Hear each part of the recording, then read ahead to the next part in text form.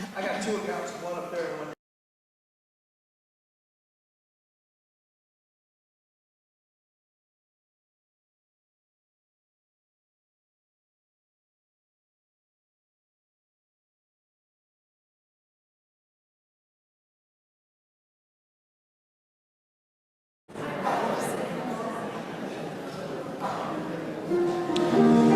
Please rise as we sing our opening song, 1007, There's a River Flowing in My Soul.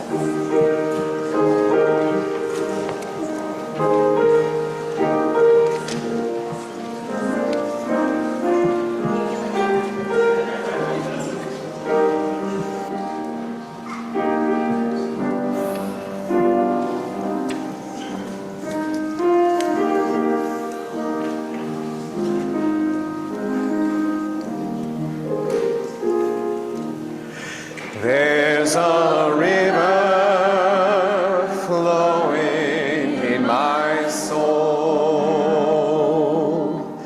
There's a river flowing in my soul,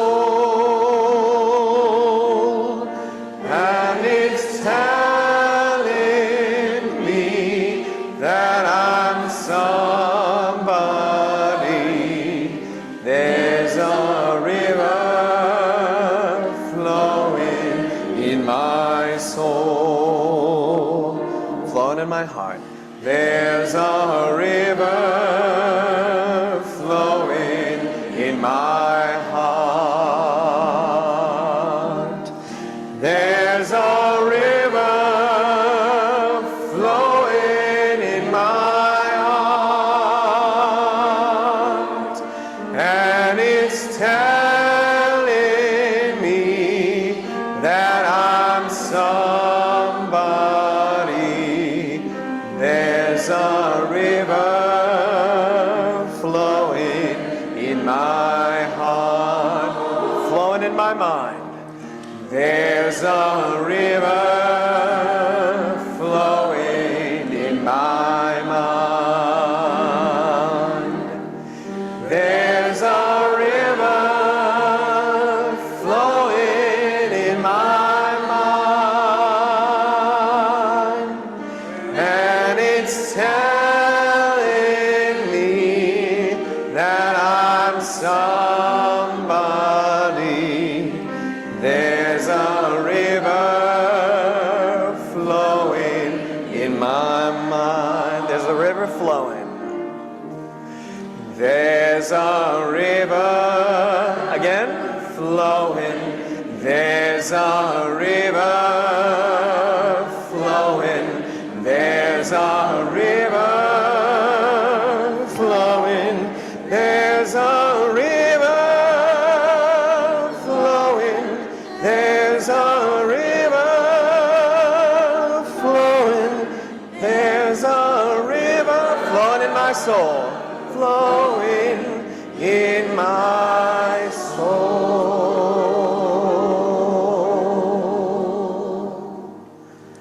Thank you.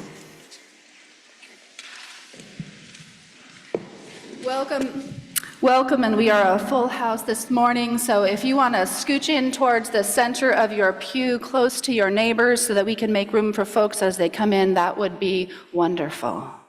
Our words of welcome this morning are by my friend and colleague, the Reverend Angela Herrera. Don't leave your broken heart at the door. Bring it to the altar of life.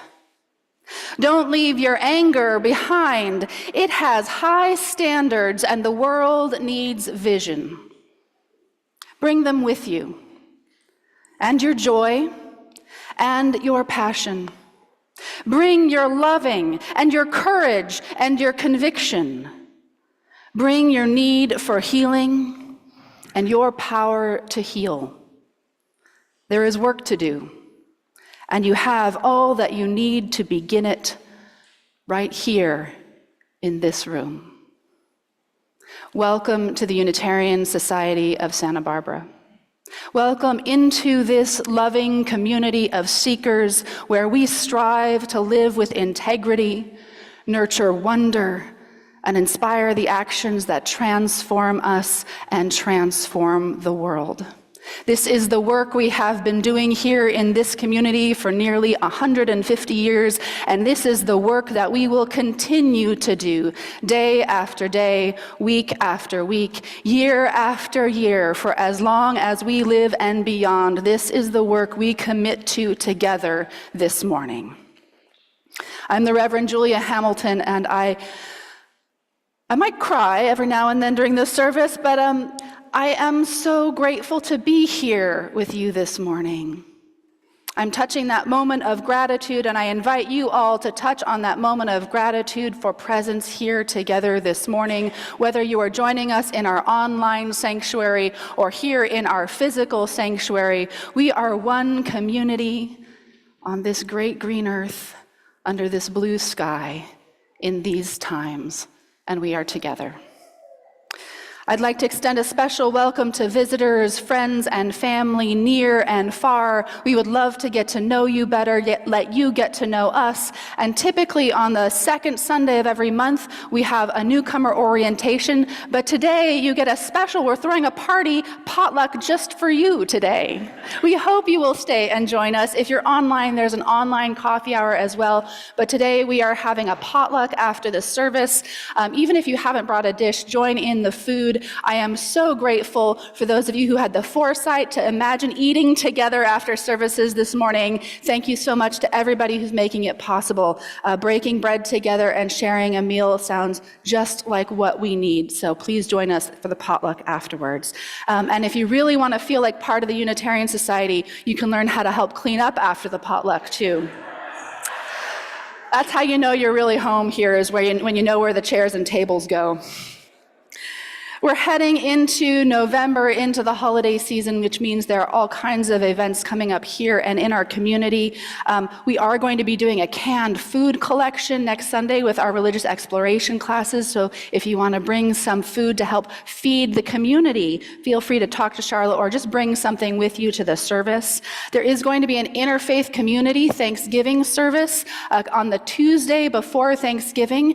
This is an all call in our faith community. It's a wonderful event if you're going to be here. It's a time for gathering across our traditions together, and I think this year it's going to be even more important. It's at First United Methodist the Tuesday before Thanksgiving. And I want to invite Jason to come on forward. There is another Thanksgiving event we're trying out this year, and Jason has an invitation for some of us. For the younger adults in the room, we will be having a potluck this Thursday, November 14th, 6 p.m. in Blake Lounge right over there. And really, this is anyone from the ages of 21 to 39. So please come and join us. And even if you just bring yourselves, you are welcome there. Thank you. Consider all of these invitations to connect. Another opportunity for service is, of course, our Freedom Warming Centers. We are still putting together our volunteer teams who will cook for our guests who spend the night here during the winter when it's cold and rainy. Is Linda here? Is Linda Beers here right this morning? If Linda's not here, you can talk to her during coffee hour, sign up online. It's a wonderful way to cook together and be of service. And then finally, I just want to highlight that if you're ready to move into some strategy conversations, and not everyone is there yet, but if you are, this Wednesday we will be gathering with our Contemporary Issues Forum to have a deeper discussion about what's next after this election. This will be a conversation and opportunity to begin the work that we will be doing, I'm sure, far beyond Wednesday night. That's at 7 p.m. in Parish Hall. I'd like to invite you now to take a breath wherever you are. Allow yourself to arrive into this moment, into this community, into this space.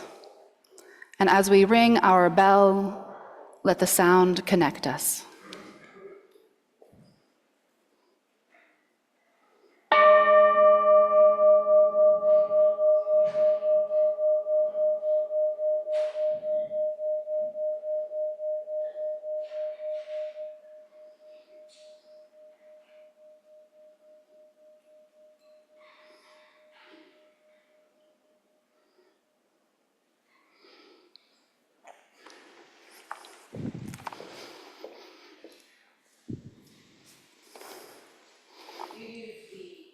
light our chalice at the beginning of service to kindle the light within us and create a communal space for us to share our spirit with each other.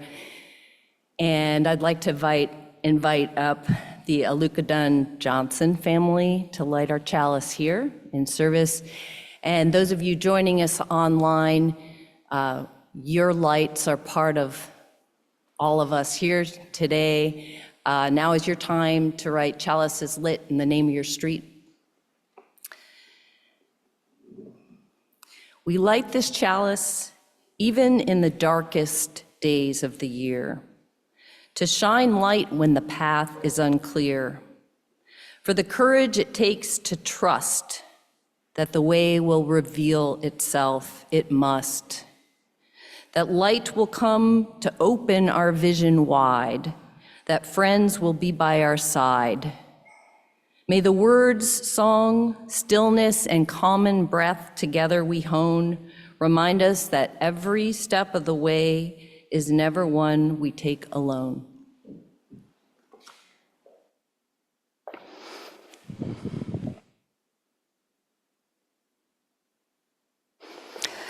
We have another flame to kindle this morning, and that is our candle of memory that we light whenever a member of this congregation dies to honor their presence among us. And this morning, we kindle our candle of memory for Mary Lou Shields. Mary Lou Shields died just shy of her 100th birthday. December 2nd. So on December 2nd, you can remember her as well. She was a longtime member here. Many of you may not ever have met Mary Lou. She hasn't been active for several years, but nonetheless, she always felt that this congregation was her home. And so we take a moment to honor Mary Lou, to remember those who love her and are grieving her, and to remember all of those who have made their home here with us for a time, and on whose shoulders we stand.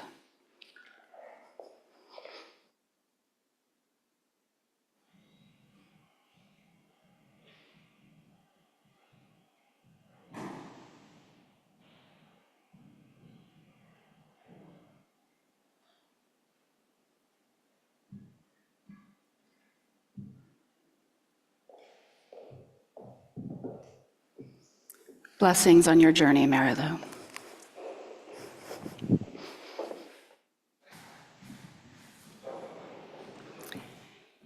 Each week, we also take time out to turn ourselves towards the good in the world, something that's moving us towards a more beloved community, something we've seen or witnessed or participated out in the world, and we share it with each other. And this might seem like a tall order this week. And I'm reminded, especially this week, that the practice of noticing and lifting up good action is one of the best remedies for finding hope in this challenging time. And there's a quote that's been attributed to several people, but it goes back in time, and it says, "Only in the darkness can you see the stars." And for our communal good thing, I want to hold up the community of care, compassion, and connection that I've witnessed this week in Santa Barbara. It's felt to me like stars sparkling in a new moon, creating this blanket of hope. And tangibly, for me, it's come with interactions in forms of people checking in with each other, people I hadn't heard from in a while, a genuine sharing with people that I am around on my path, singing together with a different quality of caring. I've noticed this patience, this presence, clear eye contact, and an openness to listen to each other about where we're at. I feel like there's this heightened sense of gratitude for life that we're seeing more clearly this week, and letting each other know that we're here for each other, listening to each other, even through hard times. This is what gives us the strength to move forward, and this is a good thing. So take a moment now, think of something that you've witnessed this week that has brought you hope and inspired you, or anything that's going to move us closer together, please share it. Share it with each other. Coffee hour, online coffee hour. Thank you. Now, I have introduced myself, and Keir has introduced themselves, and now it's a time for you to say hello to each other. So the way this is working, and we're trying this out from time to time, is I'm going to invite you to just say a brief greeting to someone near you, just a hello, introduce yourself by name, shake their hand, say you're glad to see them, and then we are going to sing together. We're going to sing 1053, How Could Anyone? So listen for, keep one ear out for Heather on the piano, because you can get a little rambunctious sometimes, folks, with this moment. We're going to keep it short. Just say hello to someone near you. Go ahead and rise, and then we're going to sing.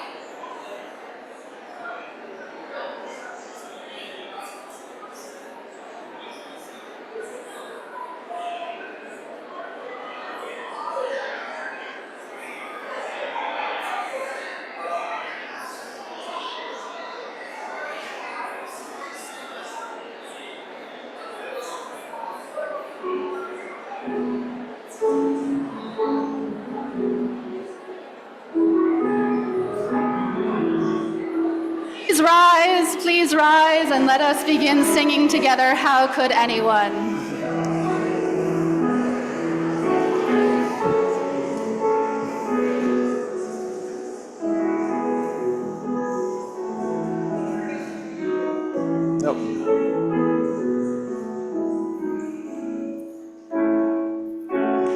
How could anyone ever tell you you were anything less than beautiful? How could anyone ever tell you you were less than whole? How could anyone fail to notice that your loving is a miracle? How deeply you're connected to my soul. Please face towards the middle so you can look at each other as you sing. 1, 2.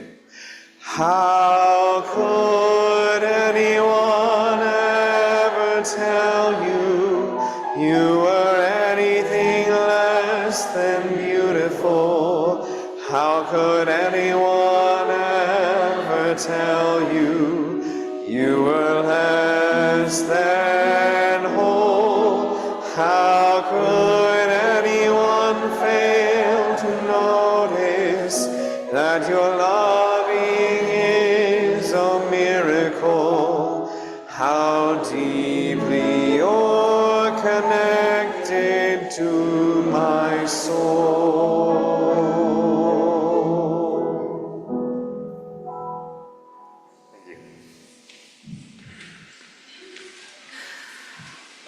So I have a story that I'd like to share this morning, and anybody who'd like to hear a story is welcome to come on up and join me. You can be a smaller person, a larger person. I told Charlotte I wanted to tell this story this morning because it's a story I've known for a long time, and I really enjoy telling it. I've been thinking about it, and we'll talk a little bit more about it later on in the service, but it's a story by Leo Tolstoy. Leo Tolstoy was an author who lived a long time ago in Russia in the late 1800s. So this is a story from a long time ago. And he was a person who was really interested in peace. And he was a person who was really interested in what it means to be a good person. So he wrote this story because he was thinking about what does it mean to be a good person. And it's called The Three Questions. And I am going to be loosely adapting it from Tolstoy's words. He wrote it in Russian in the first place, and I don't speak Russian, so it's a little bit of a translation. And it happens that once there was a king in a land, and it occurred to this king that if he always knew the right time to begin anything, and if he always knew who were the right people to listen to, and if he always knew what the right action to take should be, well, if he could answer these 3 questions, then he would never fail at anything he would try to undertake as a king. And so he proclaimed throughout the kingdom, he said, there's going to be a contest for all the wisest people to come together and tell me their answers to these 3 questions so I can figure out how to be the best king I can be. And educated people came from the universities all over the land. They gathered to try to win this prize, and some of them said that to know the right time for everything, you had to have a big calendar with all the days listed on it and all of the times, and you had to write down everything you thought you might do, and you had to live your life according to that calendar, and then you'd be good. Others said there was no way you could know what the right thing to do beforehand was, and so what you had to do was not get distracted by things like singing and dancing and eating and having fun, but instead you should pay serious attention all the time to everything, and then you would know what to do. Others said that no matter how attentive a king might be to everything that was going on, no way could just one person by themselves know everything. They needed a wise council of advisors to help decide what to do. And guess who they thought should be on that wise council? Themselves. But others said there were things that needed to happen now, and you couldn't wait for a council to get together and talk about it, so the king needed to be able to act quickly. And others said they needed to consult astrologers, because astrologers and magicians could tell the future, and that's what you needed to know. And on these people went with all these different answers about how to know when the right time to do something was. And just as various as the first answers to the question, the second answers. Some of them said that the most important people to listen to were counselors, some said priests, some said teachers, some said doctors, some said warriors. Those were all the most important people. And the third question, as to what was the most important thing to do, some people said, well, science could give you the answer to that question. Others said that, well, when you went to war, you know what was pretty important. And others said that religious worship, that the church could tell you what the most important thing to do. And all of their answers were different, and the king decided that he didn't agree with any of them. And so nobody won the prize. And he thought, what I need is not in this room. I know there's a hermit, a wise man who lives in a tiny hut far out in the countryside, and people say that he knows a lot, so I'm going to go and travel to visit him. But the problem is the hermit wouldn't see anybody but his common folk, his neighbors, the farmers that lived around him. So the king had to take off his fancy clothes and get off his fancy horse and leave his bodyguard at the road as he made his way up the hill to talk to the hermit. Well, when he got there, the hermit was out digging in his garden, planting, and the hermit was very old, and every time he stuck his shovel in the ground, he would get tired. And the king rushed up to him and said, I have come to ask you 3 very important questions. I need to know, how do I know when the right time is, who are the right people, and what is the right action? And you know what that hermit did? He kept digging. Didn't say a word. Kept digging in the garden and wiping the sweat off of his brow. And the king, after he took a few breaths, said, well, here, let me help you. Maybe it's hard to talk while you're shoveling, so let me help you dig the garden for a little bit, and then maybe you can answer the question. So the king dug, and the hermit wiped his hands on his pants. And the king dug for a little longer, and the hermit said, do you want me to help out with that? And the king said, no, I got it. And he kept digging. And then finally, the sun was starting to set, and the king turned to the hermit and said, I still don't have any answers to my questions. And the hermit said, wait, someone's coming down the road. And sure enough, someone was running down the road and clutching their side, and this man came and collapsed on the ground right in front of them, bleeding from the stomach. And so the king and the hermit knelt down to patch the man's wounds and get him all stabilized, and he was breathing heavy. And by this time it was getting cold, so they moved him into the hermit's hut, and they were all very tired, so they all fell fast asleep. And in the morning, the king woke up, a little disoriented because it wasn't usually where he slept, and he noticed the man who had recovered a little bit looking at him. And the man, when he saw that the king was awake, said, "Please forgive me." "Please forgive me?" Well, the king didn't know this man at all, said, "I have nothing to forgive, I don't know you." And the man said, "You may not know me, but I know you. A long time ago, you killed my brother in battle. And I knew you were coming here alone today, and so I hid by the road, and I was going to ambush you and kill you on your way home. But you never came out. And so then I left my hiding place to look for you, and your bodyguards saw me and wounded me, and I escaped, and I came here, and you bandaged my wounds, and you saved me. If you want, I will go back with you and work with you from this day forward." The king said, "I will have my physicians come and attend to you, friend." And as he was leaving, he went to go find the hermit, and he said to the hermit, "You know, it's been a long day, but I still don't have the answers to my questions." And the hermit said, "Oh, yes, you do. You see, when you were here with me, the most important thing was digging in my garden, and I was the most important person because I needed help. But then, a few minutes later, the man was coming up the road, and then he became the most important person, and the most important thing to do was help him. Because if you hadn't helped him, your enemy would not have turned into your friend. Remember, the only time that is important is now, because that is the only time when we have any power at all. And the most important person is the one you are with in that moment, for who knows if you'll ever be with anyone else again. And the most important thing to do is to do good for the person you are with, because that is the reason we are here in this life."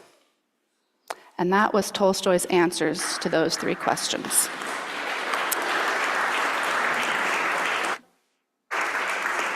Let us sing you all to your religious exploration activities today.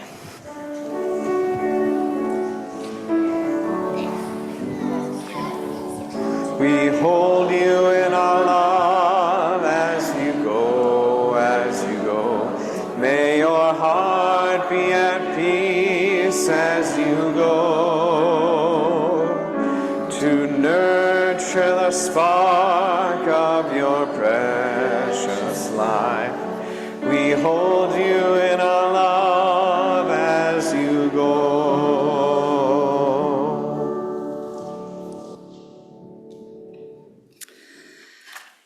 As many of you know, this congregation doesn't stand still in any season.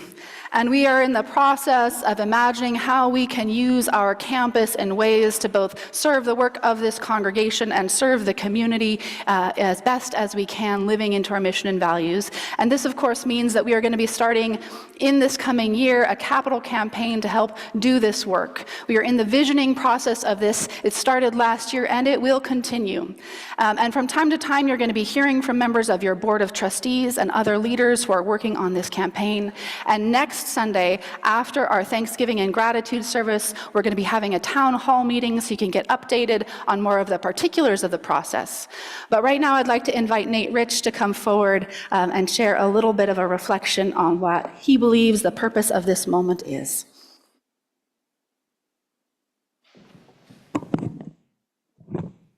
Good morning. As the Reverend Julia said, my name is Nate Rich, and I'm here this morning in my capacity as a member of your Board of Trustees to speak briefly about our capital campaign. Now, I'm sorry to say that I'm not here to share any details about potential projects, though I will say as a teaser that I'm genuinely confident you'll be as excited about those potential projects as I am when you hear about them in the coming weeks. I'm also not here with a fundraising pitch. Rather, I'm here to share with you several thoughts about our capital campaign, prompted by the question, why now? Since we're all friends here, I feel comfortable admitting to you that the question why now has been a lifelong companion for me because I am a lifelong procrastinator. I've always been the kind of person who thinks, why put off until tomorrow what you can put off until the day after tomorrow? Now, when that's homework or dissertation chapters, in my experience, procrastinating is relatively harmless. When it's doing the dishes, or getting the oil changed, or picking up the dry cleaning before your wedding, or signing the medical forms for your children that their school keeps emailing you about, then procrastinating maybe is more like a personal foible. Admittedly, it's easier for me to downplay that since my wife is not here. But when it's the work you might do for your neighbors in need, when it's the contribution you might make to the fight against climate change, when it's the part you might play in building the beloved community right here, then let's be real. Procrastinating means squandering whatever time you have left and needlessly running the risk of missing the opportunities you have to make a difference, to do something really meaningful. Last Sunday, it might have sounded just a little dramatic to put it that way, but after the events of the last week, if it wasn't already clear, there can be no doubt now. The hour is later than we think. The question is not, why now, friends? The question is, for God's sake, why not now? There's no time to waste. The late David Foster Wallace once said that many cliches are lame and unexciting on the surface, but actually express great and terrible truths. And here's one such cliche. You can only change the part of the world that's within reach. The election result has made it impossible to ignore the darkness encroaching upon all of us, a darkness that appears to be deepening, and the part of the world within our reach needs the light of our commitment to love, to justice, to what's true and good. And within our reach now is the opportunity to renew and reshape our campus in ways that reflect our desire to be a welcoming space for all, where the light of those commitments can shine upon all of them. The hour is late. There's no time to be paralyzed or indecisive in the face of what's happened. Believe me, I understand the impulse to mourn the loss of what might have been. But the present always faces the horizon of the future, and our eyes should be trained not on what might have been, but on what could be, and what we can do to make it so, what we can do to change the part of the world within our reach. As my son Luca and his teammates say to each other on the soccer field, vamos, let's go. Thank you.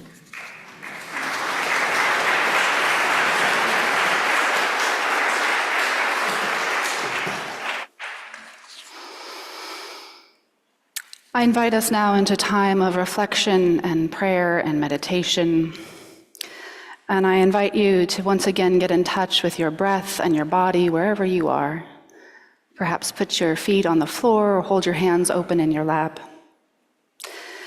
And in particular, although there is certainly a lot we could spend time reflecting with in our hearts today, I am also aware that this is Veterans Day weekend.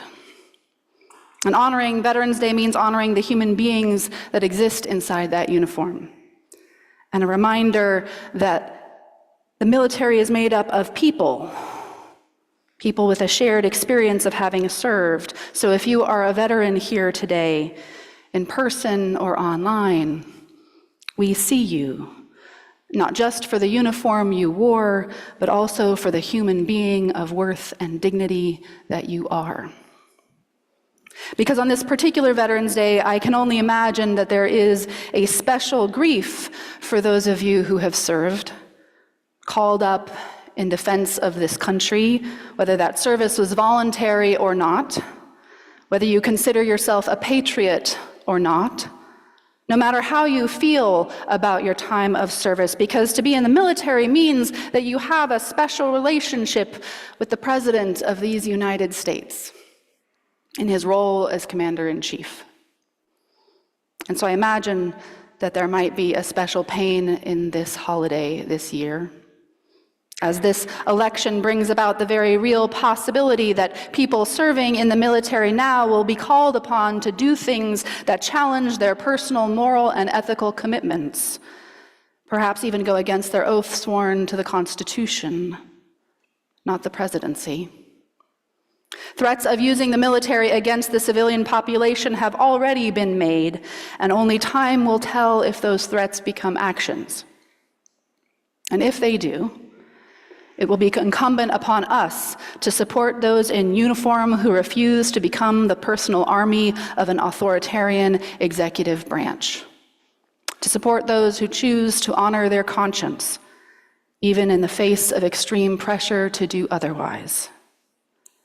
If we come to that place, veterans will have an important voice in the struggle to sustain our democracy. And so this morning, along with recognizing those of you who have served, I would like to take a moment to hold up in our compassionate regard all those in uniform who may find themselves in the position of having to choose between following orders and following their conscience. All those in uniform who may feel coerced or compelled or commanded to do things against the ideals of justice and liberty that they hold dear. And we hold in our hearts today not just soldiers, but all of those who work in government agencies at the national, state, and local level. All those civil servants who do not want to become part of the bureaucracy of dehumanization.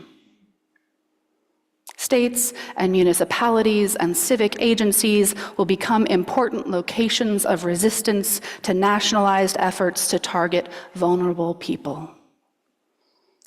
So today, we send our love to all of those who may be pressed into service for the power and profit of a few rather than for the good of the whole. May they find the courage to speak truth to that power. May they find safety when they are threatened with retaliation. May they find friends and co-workers who will join in the struggle with them. May they find compassion and support to sustain them over the long haul. And in this coming year, may we all find the courage to do what we can from wherever we are to protect the most vulnerable among us. May it be so. Blessed be, and amen. I invite you to take in this music from our choir this morning, so stay right where you are. Choir, please come up.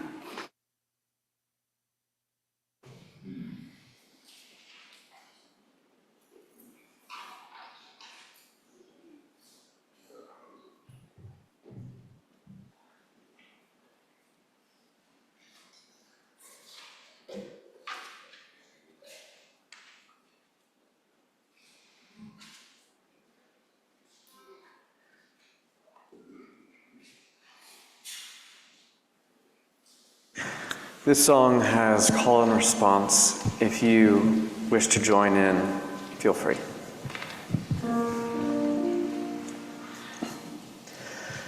Gonna keep on moving forward. Keep on moving forward. Keep on moving forward. Never turning back. Never turning back. Gonna keep on moving proudly. Keep on moving proudly. Keep on moving proudly. Never turning back. Never turning back.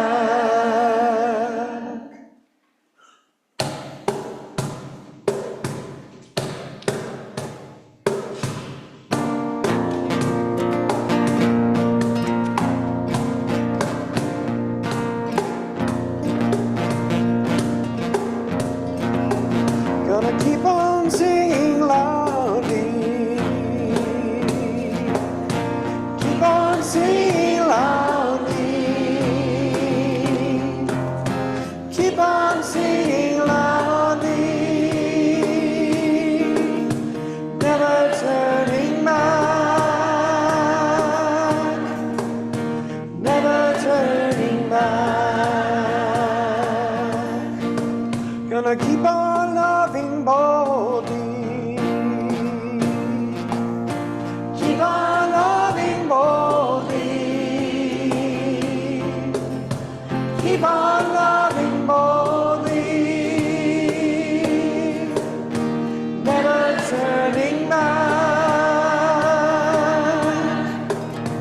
Never turning back. Gonna reach across our borders. Reach across our borders. Reach across our borders. Never turning back. Never turning back. Gonna end the occupations. End the occupations. End the occupations. Never turning back. Never turning back. Gonna stop these wars together. Stop these wars together. Stop these wars together. Never turning back. Never turning back. Gonna keep on moving forward. Keep on moving forward. Keep on moving forward. Never turning back. Never turning back. Never turning back. Never turning back. Never turning back. Never turning back. Never turning back. Never turning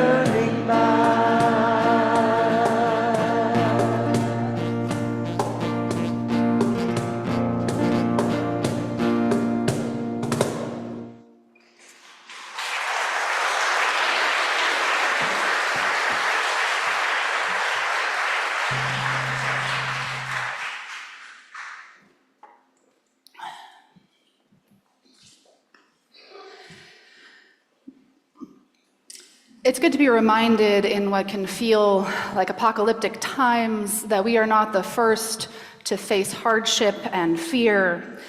And so I found this reading that spoke to me that I think speaks to us in this moment. It's by Kyle Tranmere, and it's called When It Really Is Just the Wind and Not a Furious Vexation. The year I was born, the Soviet Union's early warning radar system malfunctioned, reporting 5 intercontinental ballistic missiles in flight, a preemptive nuclear strike. You may have heard this story. How a single lieutenant colonel dismissed the signal as the false alarm that it was. But had he made a different call in that moment? Had he seen those 5 ghost fingers as a fist? A mushroom cloud, the most dangerous cliche. I hold it in my hands on my 40th birthday, and it becomes a bouquet, 1,000 stems leading to 1,000 worlds in which cooler heads did not prevail. To 1,000 alternative universe versions of me, born in the year of the apocalypse. I see myself dead via radiation poisoning, dead via the shutdown of the supply chain, the failure of the water system, the reemergence of previously preventable diseases, dead in such manly ways, via an unlucky fall in a fistfight over nothing, via a scratch, ignored and infected. I plucked petals looking for a version of me who survives. hoping to find that, leather jacket, black motorcycle, katana strapped to my back version.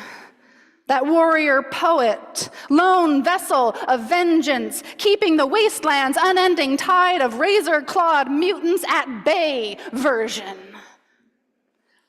All these dead worlds, and he isn't out there. All these visions of who I could have been, and not a single hero, folk, super, anti, or otherwise. In one life, I wore a suit of armor and drowned in the river. In one life, I hoarded food and choked on it. In one life, the basement was so full of boxes of bullets. A tornado came and I had nowhere to go, no shelter. I emptied clip after clip into the wind. All these dead worlds, and we tell the same stories. Which is not to say that I never survive, just that my survival in every reality where it is possible never belongs to me. I see myself 40, not a dual-wielding bandit warlord, just a neighbor sitting in another endless community meeting. And how many of our ancestors have already taught us, even after the world ends, there is work to do. I see myself in that work, not the leader, not a lone wolf, just another part of the pack. Because in every universe in which I am alive, it is because of other people. And I don't always like them, but I love them.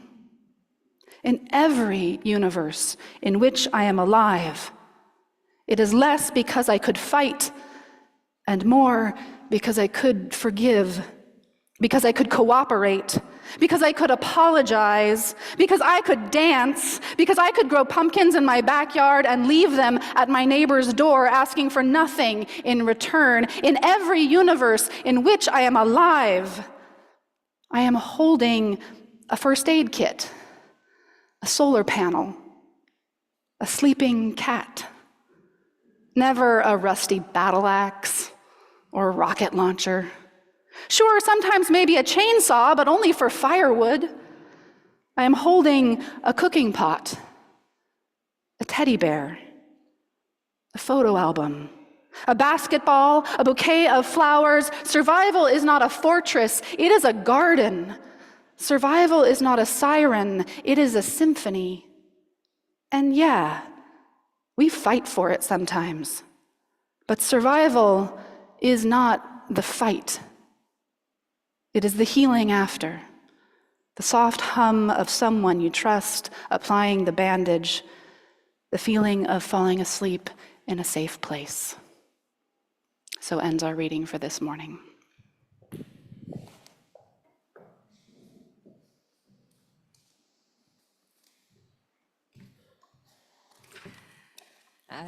Each month here we share a portion of our offering with a group that is an organization out there living our values in the world. And our outreach offering recipient for November is the Bridget Alliance. And the Bridget Alliance gets people who need abortion care to the care they need, whatever it takes. They work with a network of partners to assist those most challenged by the myriad of increasing barriers to get abortion care and to get these people the help that they need. You can learn more about the Bridget Alliance in your order of service or online. Please give as generously as you can now. Join me in reading our affirmation of gratitude and giving together. Let us be grateful when we are able to give, for many not have that privilege. Let us be grateful for those who share their gifts with us, for we are enriched by their giving. And let us be grateful even for our needs, so that we may learn from the generosity of others.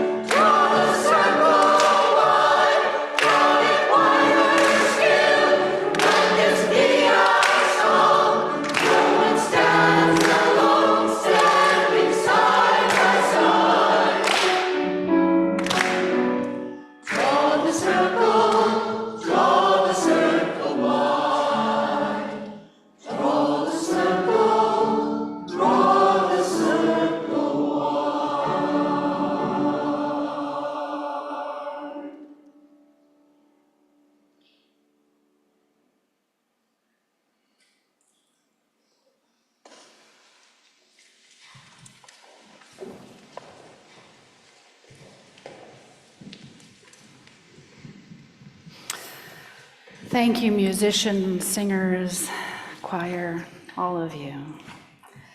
And I recognize that we may spend a little more time in this room together this morning before we go out to eat. There are both too many words and not enough for this moment. And we can't have enough music, I think, in this moment. Well, so here we are. Here we are together.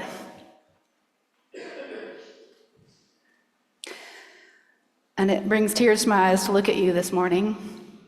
Not just those of you who I have known for years now, but those of you who I'm meeting for the very first time this morning. Those of you for whom it's been a while, maybe those of you joining us online, bridging the distance that way. All of you and each of you being here because it seemed like the only right place to be this morning. In a sanctuary filled with compassionate, breaking hearts just like yours. A colleague reminded me this week that we should give thanks that we are among the brokenhearted, that we should give thanks for our grief, for our disorientation, because it means that our hearts have not been hardened by fear or despair or hate. We should honor our capacity to love even when it hurts. So I say we should honor the fact that we are weary and worried because it means we care enough about the world to have poured ourselves into the work of saving it. We should consider it good news that we are afraid and yet still here together because it means we are brave enough to come out of our isolation and not be alone. Not alone in wishing for it to be another way, another world instead of the one that we woke up to on Wednesday morning. We are here amidst the shards of whatever illusions we might have had about the way things would and should turn out. But we're still here. So first and foremost, I honor you all. I honor you all and your tender, broken, beautiful hearts. Your fierce, angry defiance, your despair and your rage and your grief and your exhaustion and your numbness and your longing for peace and your longing for safety and your determination to keep on moving forward as the song just sang. I honor all of it, all of the messy, unfinished complexity of this morning. However you're feeling, the good news is that you are feeling, and your heart is beating, and the air is moving in and out of your body, and that is a place from which we can start and build. So check in with yourself right now. How is it like with you this morning? Maybe put your hand on where you're feeling some of your most intense feelings. Maybe it's your head that's spinning. Maybe it's your heart. Maybe it's your gut. Maybe it's the weight of the world on your shoulders. Wherever it is that you're feeling it, if you want to just put your hand there and maybe send some gratitude to that spot, that feeling. Just thank it. Don't squash it down or judge it. Just thank it for reminding you that you are alive and that you are still capable of compassion and care. I'm trying to understand how I feel, the way it is with my heart right now. And don't forget to breathe too. Take a breath, maybe. I preach to myself all the time. I'm trying to understand how I feel after this swirling storm of the election cycle and the final few hours on Tuesday, anxiously awaiting returns. And then it's been 4 days since Wednesday in this haze, since we knew the outcome. And trying to put a description to all this, the closest thing I can come up with right now is that it feels a little bit like we are in the eye of a hurricane. How many of you have ever been in a hurricane before? A few of you, right? So I've only been through a couple of small ones growing up in Louisiana, category 1 or 2, maybe a 3 at some point, enough to flood, but not enough to evacuate. But as you know, even if you haven't been in a hurricane yourself, everyone knows about the eye of the storm, right? That place when the first half of the storm has passed, and you enter this strange sort of shift in the air pressure, this sort of quiet moment when the rain stops for just a minute. Sometimes even a little blue sky appears. You have a few minutes to go outside and assess the damage to see if that really was a tree that you heard fall down the block. Are there any power lines down? How's the roof holding up? You have a few minutes to do these things. And if you didn't know anything about hurricanes, you might think that it's over, the worst of it is past, phew. But no, in just a few moments, you know that you will see the eye wall headed toward you, that dark sheet of wind and rain moving across the landscape that signals the second half of the storm is coming. And in the geography of the Gulf Coast, it often means that the right side of the storm is headed towards you, which usually means the heaviest wind and rain is still ahead of you. The right side of the hurricane, where the worst of the storm is often called the dirty side. And I'm not making that up. In any case, it feels to me like we are in the eye of the storm right now. The election is over, but we know the second half of the storm is on the way, and the worst is probably yet to come. But right now, as Tolstoy reminds us, what's happening right now there's sort of this tense pause. Because we know that in January, when the new administration is sworn into office, the other side of the storm will arrive, and a wall of aggressive policy changes will be bearing down on us from day one. That has been said. We know that immigrants will be the first targeted in this new administration. We know that our trans siblings are already under attack and at grave personal risk, and that women will be marginalized and demeaned. We know that hard-won LGBTQ rights will be dismantled, that white supremacy will be legitimized, and that Black lives will definitely not matter, and that disability will be seen as a weakness to be mocked.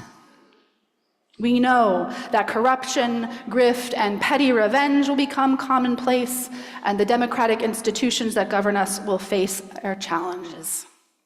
We know that the storm is not past, only gathering strength. And so what do we do now, in this brief interlude, in this moment of being together? This is what made me think of Tolstoy's story.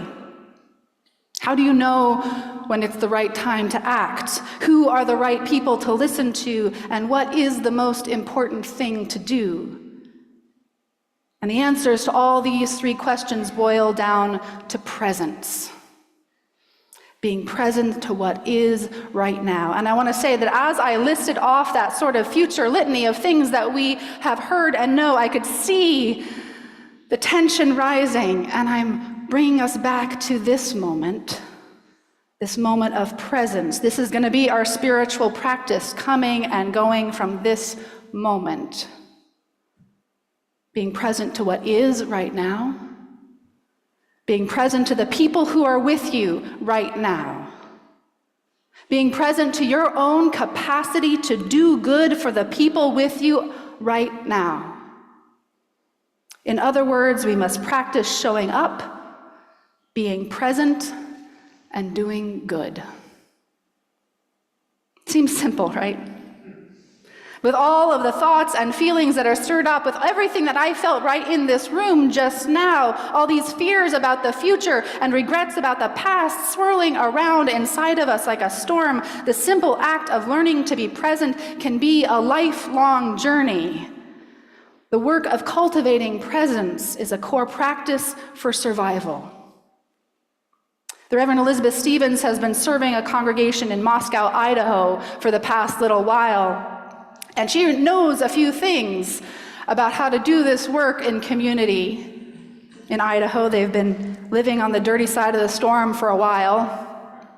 And so she wrote this to us a few days ago. So here in Idaho, we've been living in a state controlled by hostile and unchecked political extremists for quite a while. And I wanted to share a couple of things that I've learned the hard way, she says. First, I try to focus on people, not policy. It's not that I don't pay attention to the harmful acts perpetrated by the Idaho legislature. It's not that I don't send the emails and faxes and letters and make the calls, but I do so knowing it might not make a damn bit of difference. So in evaluating where I put the bulk of my energy, I prioritize anything that might relieve the suffering of actual human beings. I prioritize anything that might relieve the suffering of actual human beings.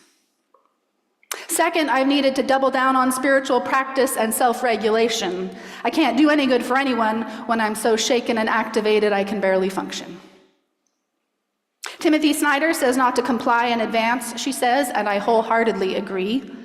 But I'd add that maybe we shouldn't do anything else in advance either. After wasting a lot of energy on dread, catastrophizing, and grieving for what could be, I've learned that I need to marshal my resources so that I can respond to what is actually happening in the moment right in front of me.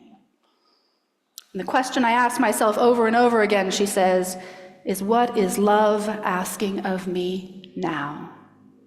That's another way to ask Tolstoy's question, isn't it? What is love asking of me now? The answer, she says, may be surprising. I am 100% ready to risk my own safety to protect those who are more vulnerable than I am, but more often, what love asks of me are things like cooking chili, to raise funds for students, to create a Lendern library for gender-supporting supplies, or putting on sequins and singing Keisha songs to raise money for the fight for reproductive freedom. Basically, living in a hostile environment has looked mostly like continuing to live my life. We cultivate resilience by deepening spiritually. We dance, we sing, we eat good food, we laugh a lot. We try and take exquisite care of ourselves and one another. Joy is resistance, rest is resistance. Hang in there, beloveds, she says. Although I don't know if she was influenced by Tolstoy's story, it seems that what she is reminding us to do, focus on the reality of the present moment, the people around you, and what love is asking of you to do. In this way, we will not just survive, we will even find ways to thrive. Yes, we will, my friends. We will not just survive, we will even find ways to thrive, because our thriving, our joy, our exquisite care of one another is the best resistance we can offer.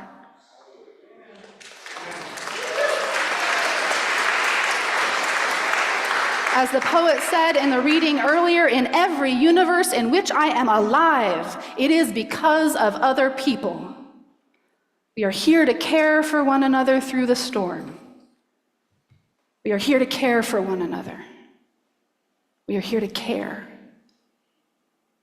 We are here. And that is a place where we can build from. May it be so. Blessed be. And amen.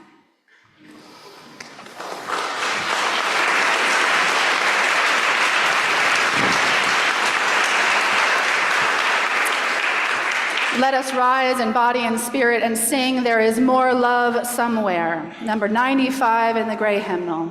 But a lot of you know it.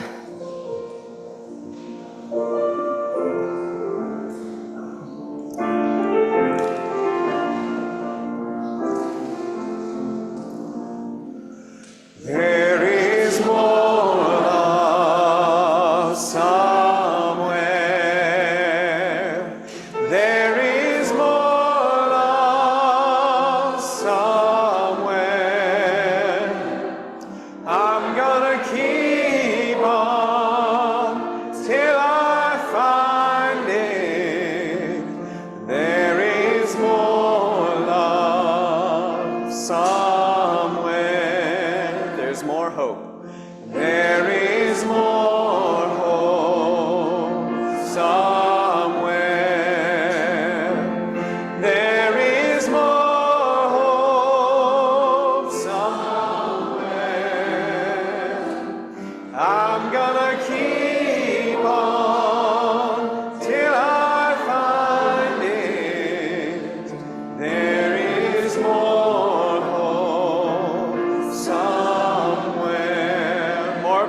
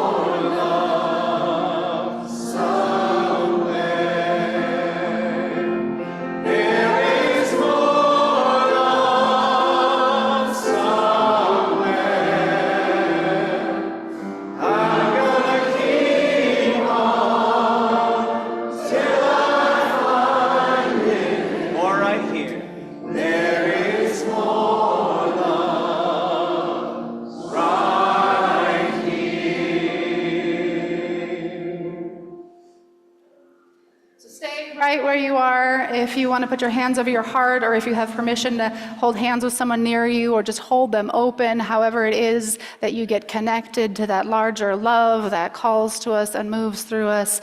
And as we go out to break bread together, to live this day together, and I invite you again, even if you haven't brought something to eat, please join us afterwards to nourish each other as we go out into this beautiful and heartbreaking world. May the light of love shine upon you, out from within you, be gracious unto you, and bring you peace. For this is the day we are given. Let us rejoice and be glad in it. And let us call out a blessing, my friends.